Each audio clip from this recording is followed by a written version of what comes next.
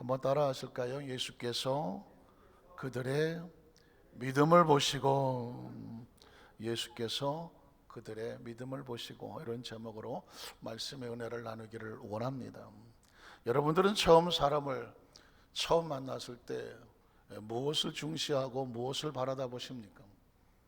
어떤 사람들은 눈은 마음의 창이다, 눈을 바라본다.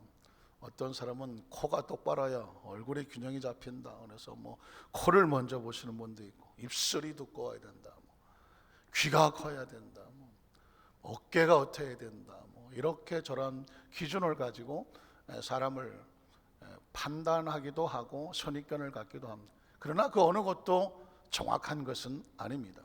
그럼에도 불구하고요, 사람은 처음 본 자기의 어떤 선입견을 가지고 그 사람의 전체를 판단하려고 하는 경향이 있습니다.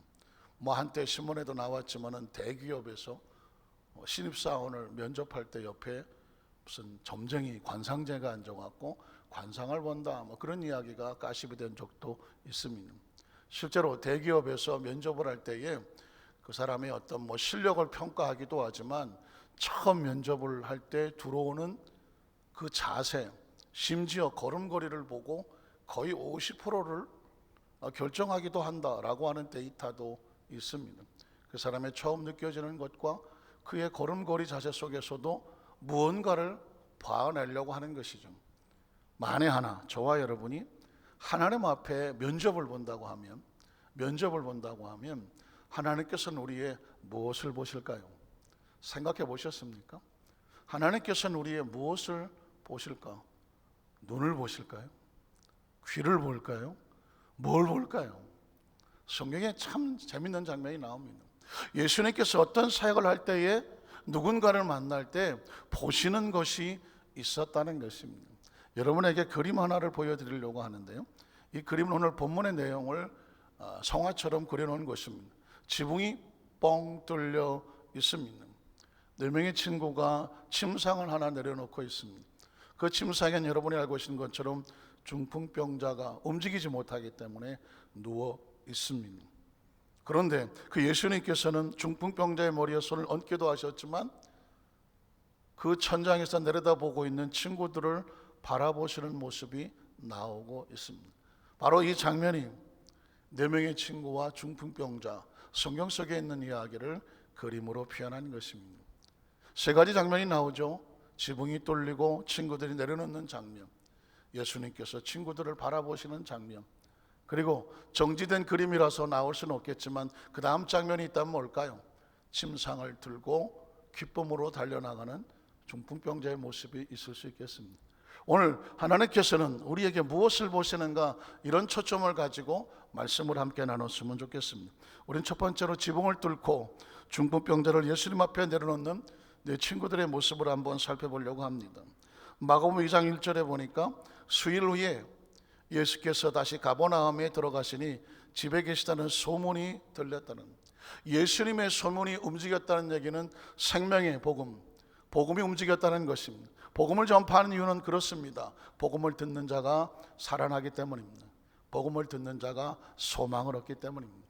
그 다음 장면을 보면 많은 사람이 모여서 문 앞까지도 들어설 자리가 없게 되었다. 문이 막혔다는 것입니다. 장애물이 생겼죠. 장벽이 생겼습니다. 그 가운데 예수께서 그들에게 도를 말씀하시더라.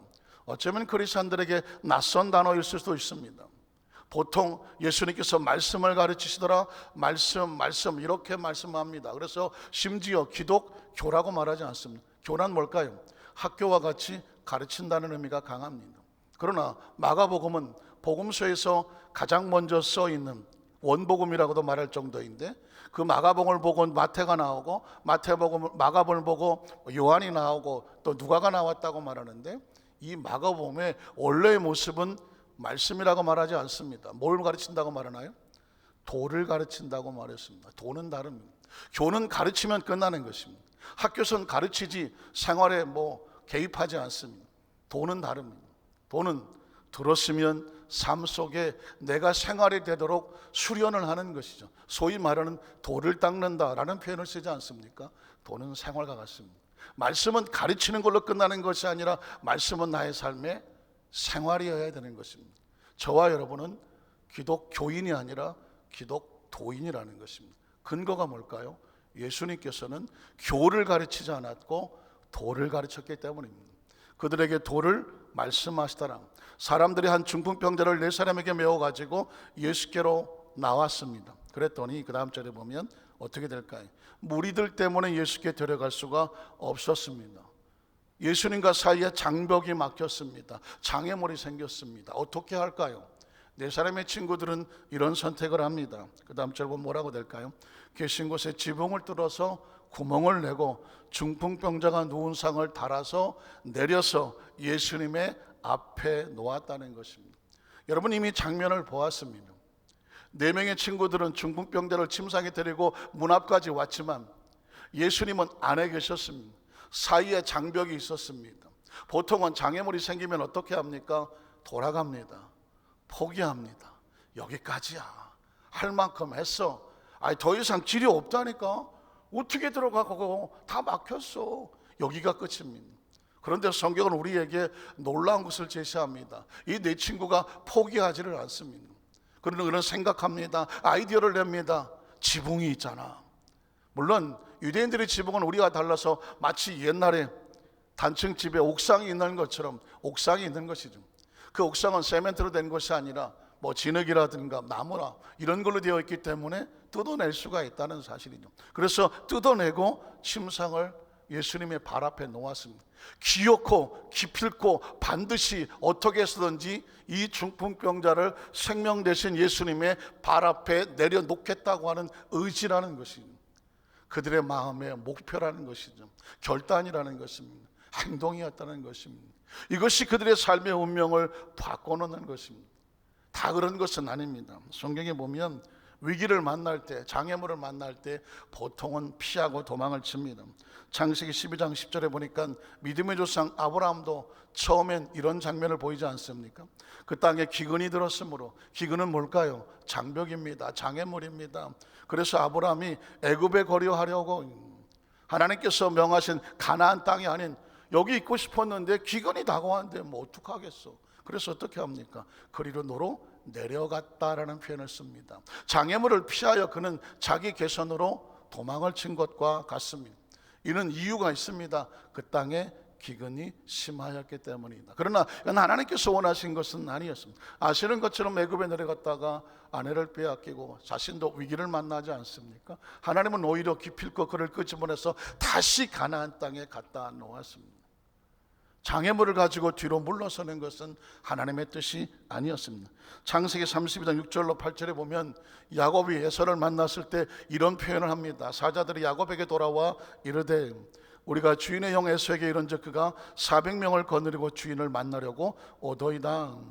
야곱이 심히 두렵고 답답합니다. 하나님께서 베델로 올라가라.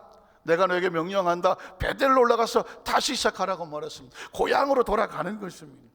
그런데 가려고 했더니 가운데 장애물이 막히는 것입니다. 에서가 400명을 이끌고 야곱을 쳐 죽이려고 달려오는 것입니다. 어떻게 해야 되겠습니까? 도망을 가야죠. 살려면 야곱은 도망을 가야 하지만 도망갈 수가 없습니다. 하나님은 베델로 올라가라고 말했으니까요. 그런데 길이 막힌단 말입니다. 그래서 여기서 야곱이 심히 두렵고 답답한 겁니다. 그래서 생각해낸 것이 소위 말하는 양곤마 작전이라는 것이죠. 두 개로 나눠서 하나를 잃어버리면 하나라 찾겠다, 반타작이라도 하겠다는 거죠. 이건 머리가 제법 돌아가는 사람이 선택하는 것입니다. 그래서 한 것이 뭘까요? 자기와 함께한 동행자와 양과 소와 낙타를 두 떼로 나누고 이르되 에서가 와서 한 떼를 치면 남은 한 떼는 피하리라 하고 그랬습니다. 이건 하나님의 방법은 아닙니다. 보통 사람들이 쓰는 방법이죠. 야곱은 그래도 머리가 돌아가기 때문에 반타작이라도 하겠다라는 것을 보여줍니다. 하나님의 뜻일까요? 아니었습니다.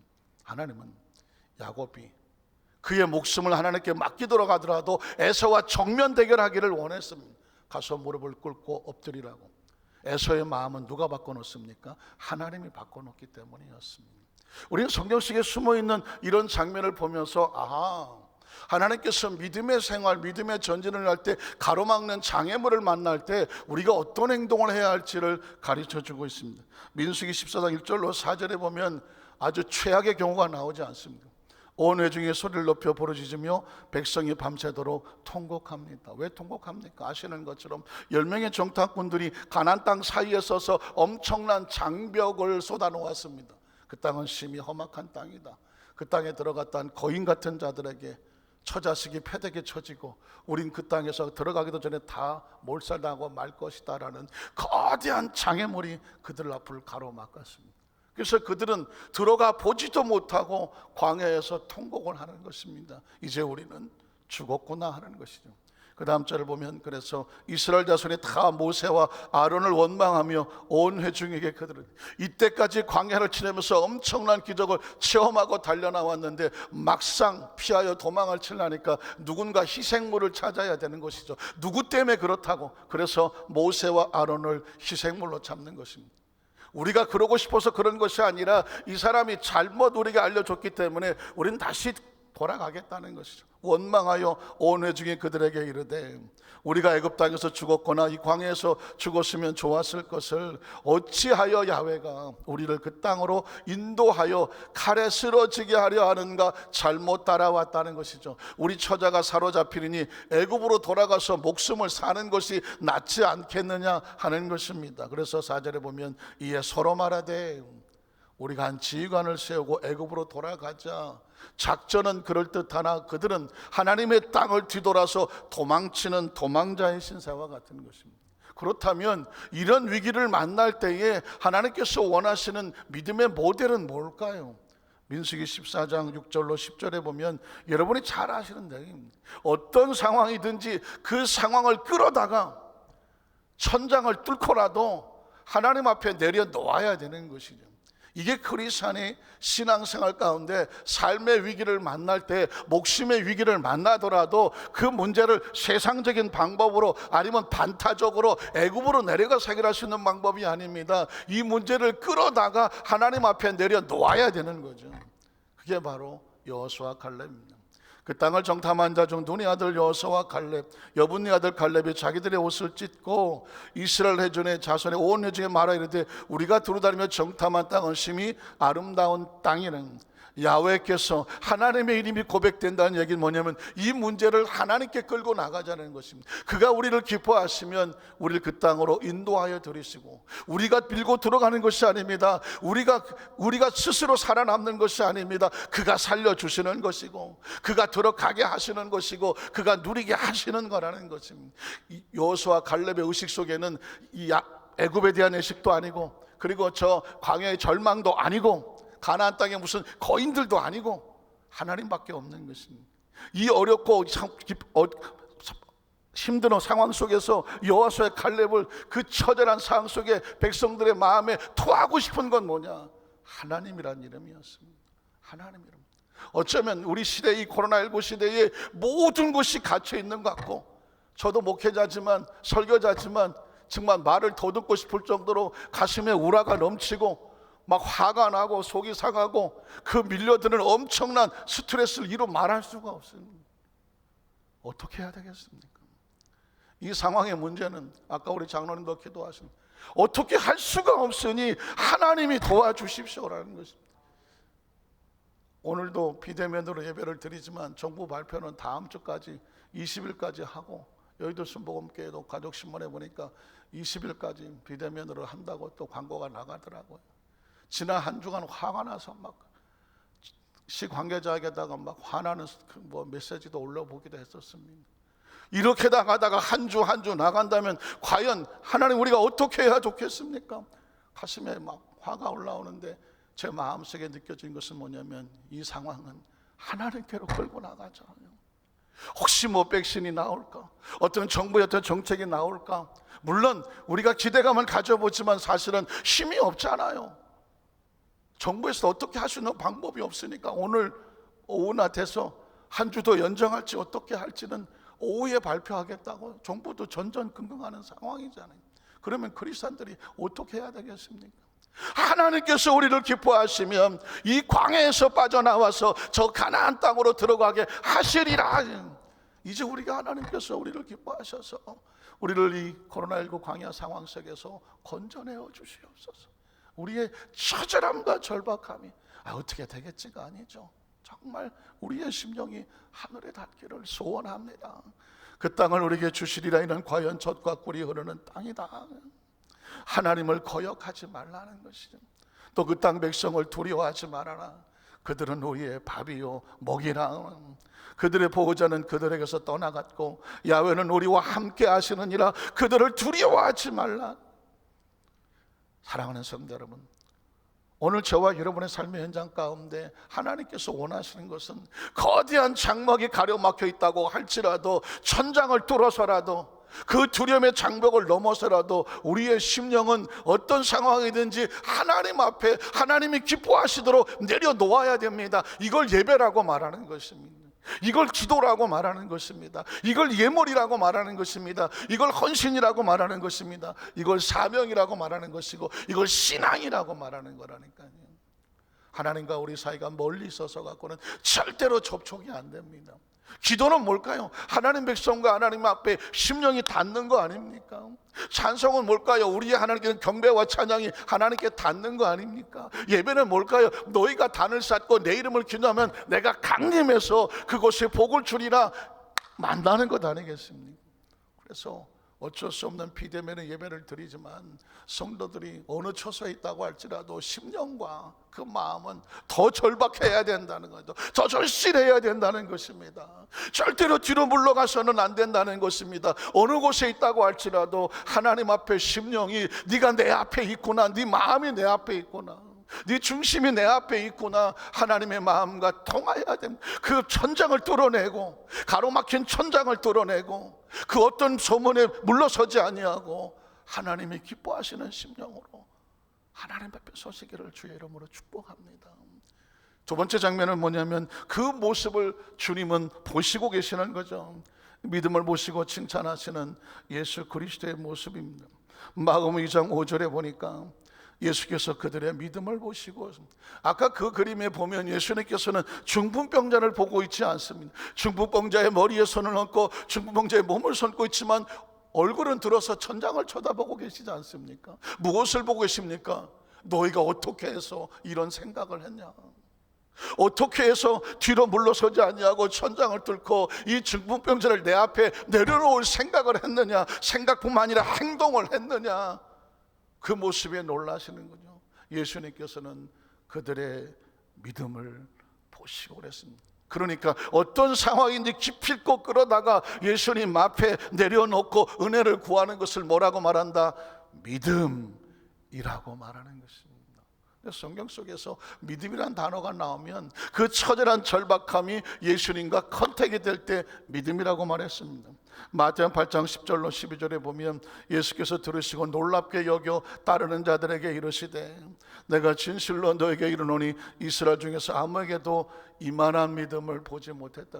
이스라엘 백성들 모두가 아브라함의 자손이라고 말을 한다고 할지라도 어려움을 만나면 도망을 치고 문제를 만나면 쓰러지고 포기하고 절망하고 이래서 안 되고 저래서 안 되라고 다 주저앉았지만 저 이방인인 백부장인 중풍병이라고 하는 처절한 절망을 뚫고도 자신의 신분을 내려놓고도 위기를 감수하고도 저 나사렛의 30대 초반에 목수의 아들이 볼품도 없는 그를 하나님의 아들이라고 믿는 신앙 하나 가지고 달려나와서 무릎을 꿇고 중풍병자가 치료될 수 있도록 말씀해 달라고 말했을 때 그걸 뭐라고 말했냐면 믿음이라고 말씀했다는 것이죠. 사랑하는 성도 여러분, 믿음에 대한 데피니션은, 정의는 뭐냐? 처절한 절망을 뚫고 안 된다는 걸 뚫고 천장을 뚫고 장애물을 뚫고 모든 뉴스를 뚫고 절망과 좌절과 두려움을 뚫어내고 예수님 앞에 나와서 그것이 연결이 되도록 심령의 고백을 하는 것입니다. 주께서 말씀하시면 나올 줄로 믿습니다 하는 거죠. 이게 이 시대 속에서 우리가 지켜야 될 믿음의 정확한 고백입니다. 인생을 그만큼 살아온 것만큼 하나님과 우리 사이에 벽이 많지 않습니까? 경험이 생기지 않습니까? 상식이 생기지 않습니까? 배운 게 많다가 지식이 늘어나면 하나님과 우리 사이에 벽이 많아지는 것입니다. 지금은 인도네시아 선교사를 하고 계시는 신성정 목사님이라는 성경 책자를 많이 내시고 미주 한인교회 또 대전의 어떤 침례교회를 장로교회를 담임하셨던 한국교회에서 아주 유명한 목사님입니다. 은퇴하시고 지금 인도네시아 원주민 선교를 하고 계시는데 그 전에 한번 제가 이번에 강의를 듣는 가운데 이런 얘기를 하더라고요. 내가 미국에서 템플 대학교에서 박사학위를 받았는데 내가 박사학위를 안 받았으면 지금부터 더 뜨겁게 목회 생활을 했을 텐데 내가 박사학위 받은 걸 후회한다라는 말을 한 적이 있었습니다. 물론 오래전 이야기입니다. 왜 그러냐면 지식적으로 충만하다가 보니까, 지식을 전하다가 보니까 현장적인 실제적인 하나님의 말씀의 깊이에 대해서 그 말씀 속에 하나님의 심령을 알지 못했다는 솔직한 고백을 하는 것입니다. 사랑하는 성도 여러분, 그래서 우리는 첫사랑이 왜 회복이 필요하고 어린아이 같은 믿음이 왜 필요한가? 있는 그대로 하나님 앞에 내려놓을 수 있는 그것을 뭐라고 말하느냐? 믿음이라고 말하더라고요. 마태복음 8장 23절 26절에 보면 이 믿음이 없으면, 연결이 안 되면 책망하시지 않습니까? 8장 23절로 26절 아시는 장면 아닙니까? 배 오르심에 제자들이 따랐더니 바다에 큰 놀이 일어나 배가 물결에 덮이게 되겠다. 장벽이죠. 두려움입니다. 절망입니다. 누가 배를 타고 큰 놀 앞에서 평안할 수가 있겠습니까? 예수께서는 평안하게 주무셨다고 말하고 있습니다. 그랬더니 제자들이 나와 깨우며 이르되 주여 구원하소서 우리가 죽을 것 같습니다 라고 말합니다. 사람이란 그렇습니다. 보이는 것, 듣는 것, 경험한 것, 체험한 것 때문에 하나님 앞에 그 가려져 있는 자신의 모습 때문에 두려워하는 거거든요. 그때 주님께서 뭐라고 말씀하십니까? 예수께서 이르시되 어찌하여 무서워하느냐? 믿음이 작은. 믿음이 없다는 얘기는 뭘까요? 예수 그리스도와 이 문제를 연결시키지 못하여, 그래서 감정적으로 흔들리는 것을 뭐라고 말하느냐? 믿음이 적다고 말하는 것입니다. 그래서 오히려 그 다음 절에 보면 뭐라고 말할까요? 곤지러나 바람과 바다를 꾸짖으시니 아주 잔잔하게 되거더라. 사랑하는 성도 여러분, 예수님은 사랑과 용서의 구원자가 아닙니까? 죄인도 용서했습니다. 귀신 들린 자도 불쌍히 여겨서 귀신을 쫓아내요. 이방인 여인이 옷가에 손을 대는 것도 예수님은 허락을 하셨습니다. 중풍병자가, 문득병자가 와도 예수님은 다 안아주셨습니다. 그런데 한 가지를 용서하지 않습니다. 한 가지를 용납하지 않습니다. 한 가지를 그냥 넘어가지 않습니다. 믿음이 없는 자들은 예수님께서 가차없이 꾸중을 하더라고요. 왜 그런지 아십니까? 하나님의 나라 인식이 없으면 하나님을 인식할 수가 없기 때문이죠. 기대가 없기 때문에 그렇습니다. 기도란 뭐라고? 예불이란 뭐라고요? 예배는 뭐라고요? 신앙이란 뭐라고요? 그 절박한 상황을 깊이 있고 하나님과 연결시켜서 그 앞에 갖다 놓아서 비로소 평안을 가질 수 있는 걸 믿음의 사람이라고 말하는 것입니다. 마태복음 9장 20절로 22절에 보니까 12해 동안 혈루증을 앓던 여자가 예수의 뒤로 와서 옷과를 만졌습니다. 아무나 와서 만집니까? 예수님께서 허락하지 않으면 만질 수 없는 것입니다. 그러나 내버려뒀다는 것이죠. 허락하셨다는 것입니다. 이런 제 마음에 그 겉옷만 만져도 구원을 받겠다 합니다. 예수께서 돌이켜 그를 보셨습니다. 면접을 하시죠. 이러시되 뭐라고 말합니까? 따라 안심하라, 내 믿음이 너를 구원했다고 말하고 있습니다. 예수님은 자기를 따르는 수많은 흙덩어리의 인간들이, 하나님의 창조주가 움직입니다. 예수님은 하나님이 아니십니까? 생명의 본체가 움직입니다. 그를 따르는 많은 흙덩어리들이 있습니다. 인간은 흙덩어리가 아닙니까? 하나님의 흙덩어리 움직입니다. 그런데 그 속에서 반짝거리는 존재가 있단 말입니다. 예수를 생명으로 알고 예수의 옷가에 손을 대는 그 반짝거리는 존재들을 보면서 그 사이의 외모를 보지 않습니다. 학력을 보는 것이 아니었습니다. 그의 움직임 속에서 움직이는 하늘에 대한 기대감을 보고 있습니다. 그 기대감을 뭐라고 말합니까? 믿음이라고 말하는 거예요. 우리가 이때껏 신앙생활에 달려온 것은 뭘까요? 교회를 다녔습니까? 우리가 달려온 것은 뭘까요? 하늘을 보았기 때문입니다. 하늘의 생명을 우리는 마음속에 기대하고 있기 때문입니다. 예배 가운데 하나님을 만납니다. 기도 가운데 하나님을 만납니다. 찬양 가운데 하나님의 임재를 느낍니다. 말씀 속에 역사하신 하나님의 성령 역사를 느낍니다. 우리는 기대합니다. 그 기대가 사라지면 안타깝지만 의식이라고 말하는 것입니다. 예식이라고 말하는 것입니다. 우리는 하나님의 면전 앞에 나와 있어서 말씀하실 때 하나님이 역사하시고 찬양 역사가 나타나고 기도 역사가 나타나고 예배 가운데 역사가 나타난다는 간절한 사모함이 있을 때 천장을 뚫지 않겠습니까? 예수의 옷가에 손을 대지 않겠습니까? 사랑하는 성도 여러분, 이제 우리는 다시 우리 신앙의 새로운 회복을 꿈꿔야 됩니다.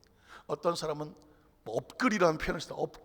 업그레이드 된다고 말해요. 땅에 겼던 신앙이 하늘을 차는 신앙으로 업그레이드 되라.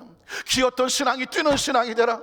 딸랑하는 신앙이 되어져라. 하나님에 대한 다시 신앙의 기대감으로 하나님의 옷가에 손을 대는 심령의 예배가 되게 하라는 것입니다. 왜냐하면 그 속에서 생명이 나갔고 예수님께서는 그걸 뭐라고 말하냐면 믿음이라고 하는 거예요.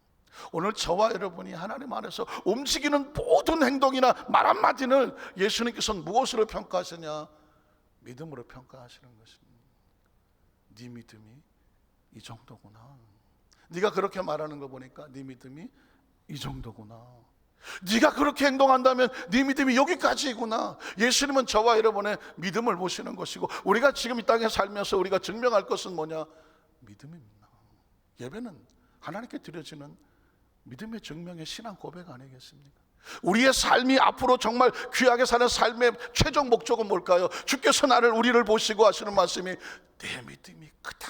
네 인생에 살아오면서 내 앞에 의뢰한 그 믿음이 크다. 주님의 마음을 감동시키는 것입니다. 200살을 살면 주님께서 감동하시겠습니까? 200억을 가지면 주님이 감동하시겠습니까? 뭘 하면 주님이 감동하시겠습니까?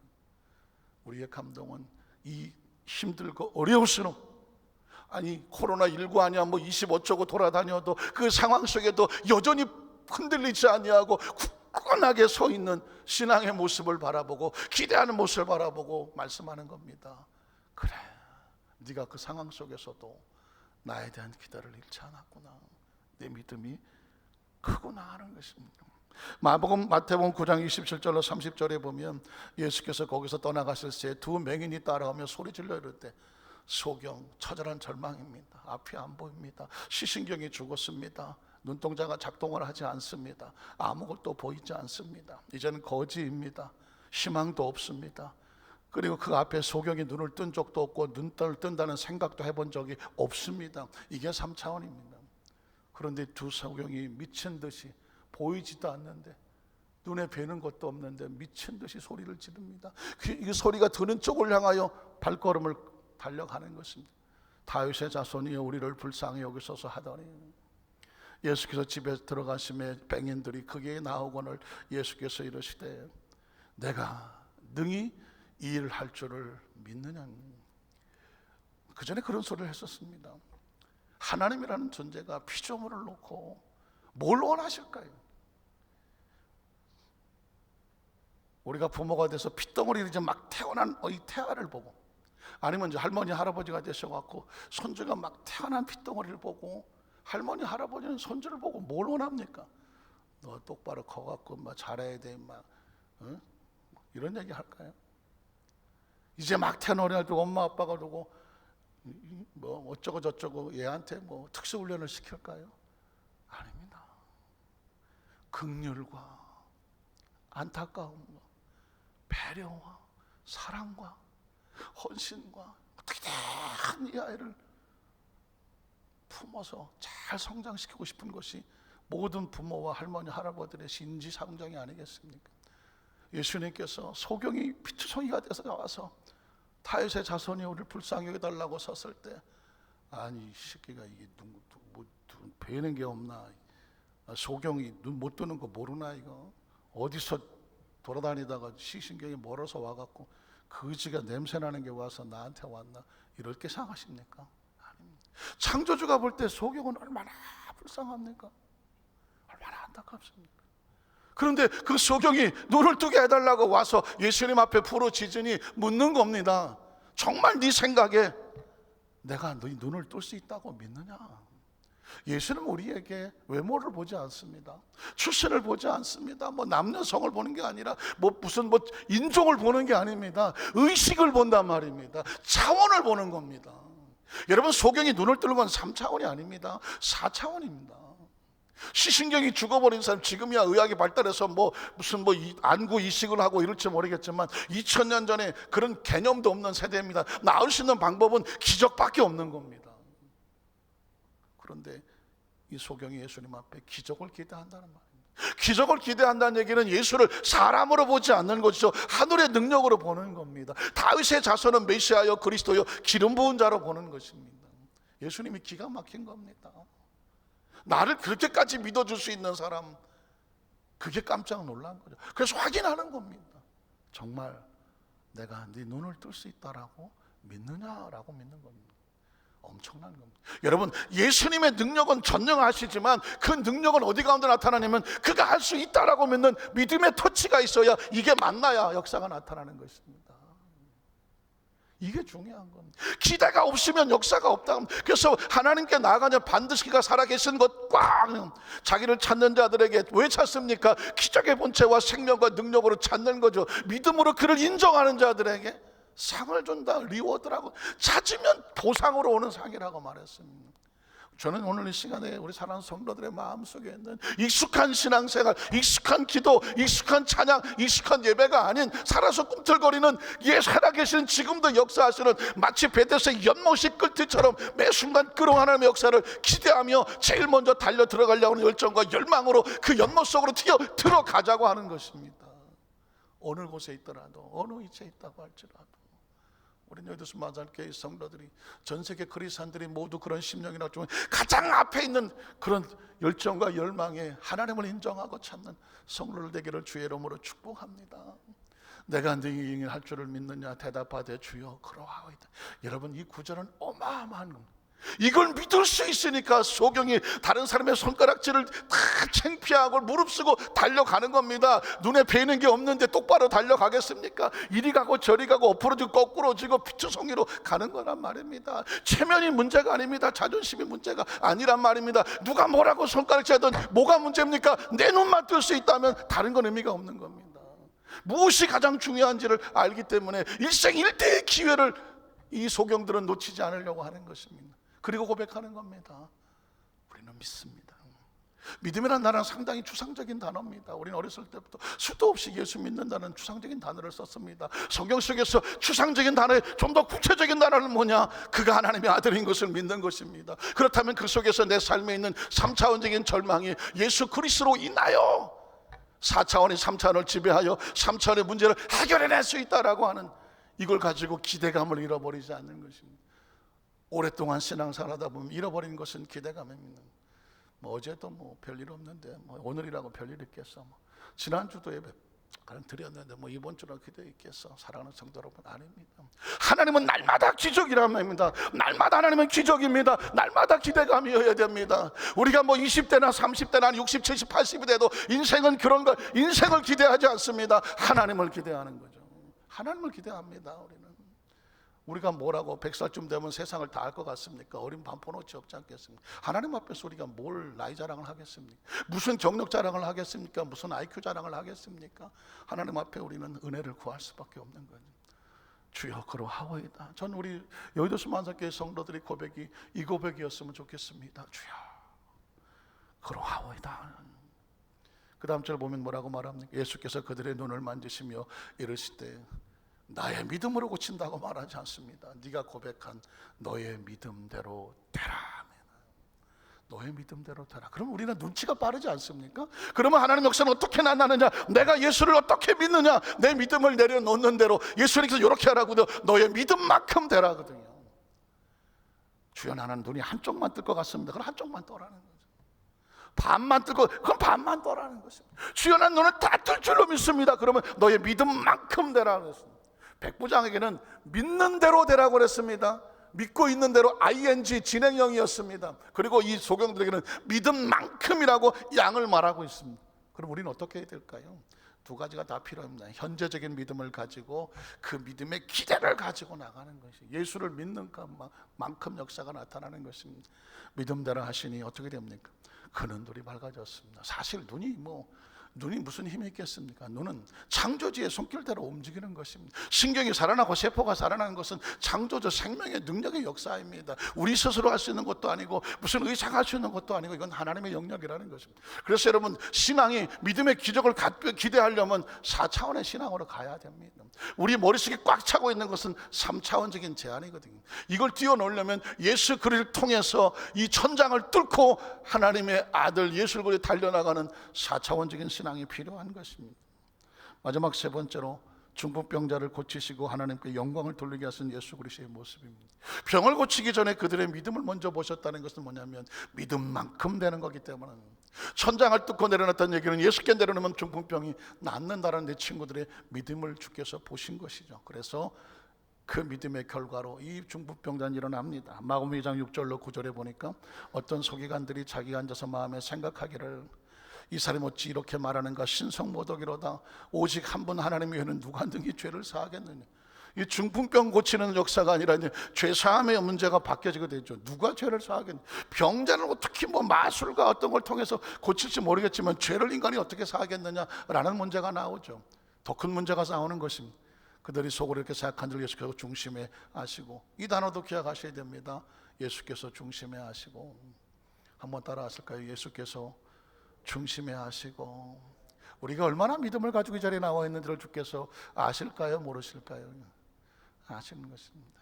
이게 중요한 겁니다. 우린 절대로 스스로 속여서는 안 되는 거거든요. 스스로 겉모습은 포장할 수 있을지 모르겠습니다. 행동은 포장할 수 있을지 모릅니다. 언어는 포장할 수 있을지 모릅니다. 그러나 중심은 포장이 안 됩니다. 예수께서는 우리의 중심. 그래서 우리의 신앙은 겉모습이 아닌 것입니다. 사실은 어디에 있느냐가 중요하지만 그것보다 더 중요한 것은 중심이란 말입니다. 중심. 그래서 제가 오늘 이렇게 열을 통하는 겁니다. 사랑하는 우리 여기서 만살교회 성도들이 혹시 이 비대면의 비상적인 상황 속에서라도 조금이라도 늘어지고 게으러지거나 그럴 리가 없겠지만, 혹시라도 조금이라도 그 중심에 그 긴급성이 떨어지고 긴박성이 떨어지고 경계심이 떨어질까 봐 외치는 겁니다. 왜냐하면 주님께서는 이 비상한 시기에 더 간절하게 중심을 보고 계시기 때문에 그렇습니다. 아시고 이러시되 어찌하여 이것을 마음에 생각하느냐. 중풍병자에게 뇌 제사함을 받았느냐 하는 말과 일어나 내 상을 가지고 걸어가는 말 중 어느 것이 쉽겠느냐.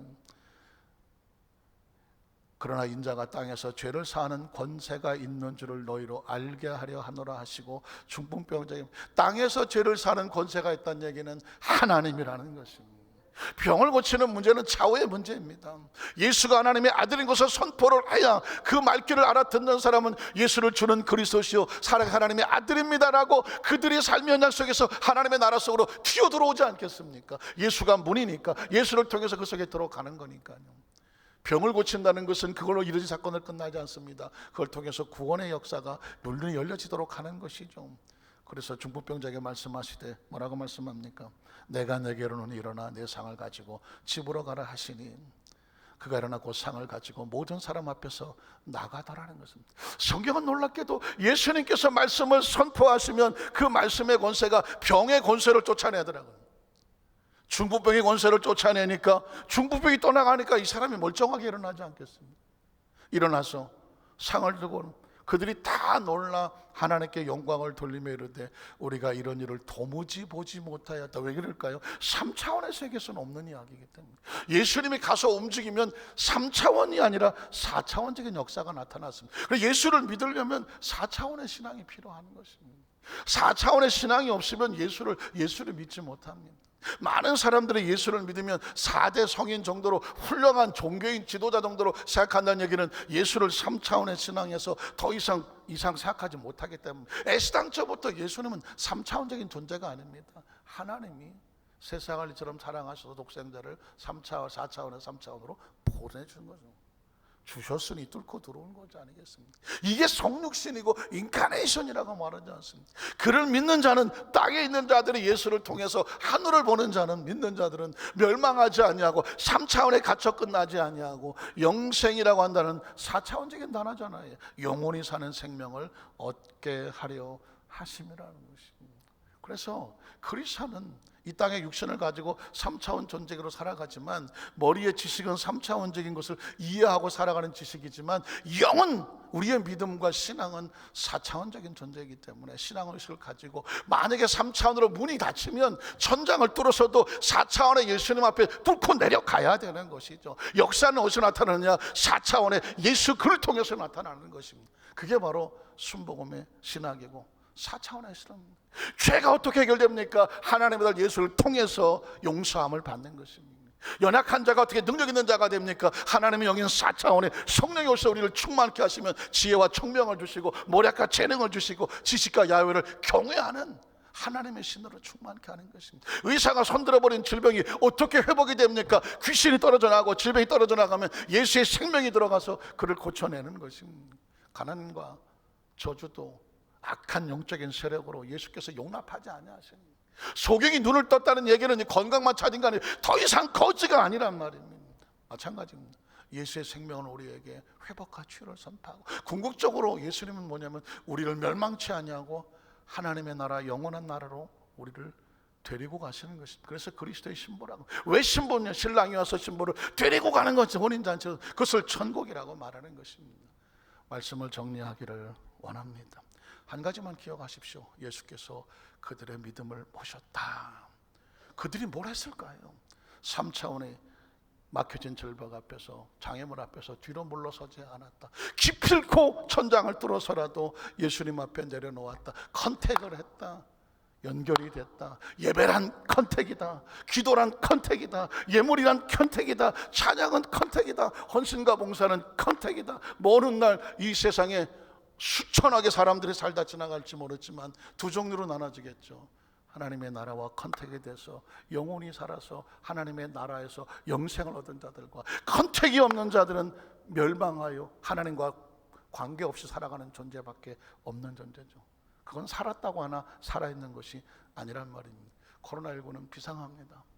다음 주도 비대면으로 드려질지, 지금 대전에서는 50명까지는 대면 예배를 허락한다고 하는 뉴스가 나오고 있고, 지자체별로 각자 판단이 달라지고는 있지만 어떻게든지 이 안산시에서도 최소한 한 공간 안에 50명씩이라도 예배를 대면을 드린다고 하면 드릴 수 있는 상황은 되어지거든요.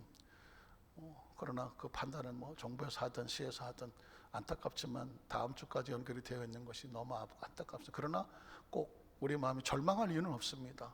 보지 못하면 더 절박한 마음으로 그 속에서 그곳이 여러분이 있는 처소가 하나님의 성전이 되게 하고, 부르짖음의 기도가 되게 하고, 예배가 되게 하고, 하나님과의 만남이 되게 하십시오. 그래야 우리의 생명이 연결되고 살 수가 있습니다. 하나님께서는 한 주간도 우리의 믿음을 보실 것입니다. 하나님 앞에서 착하고 충성되게 칭찬받는 우리 성령 되시기를 주님의 이름으로 축복합니다. 기도하겠습니다. 전능하신 하나님 아버지,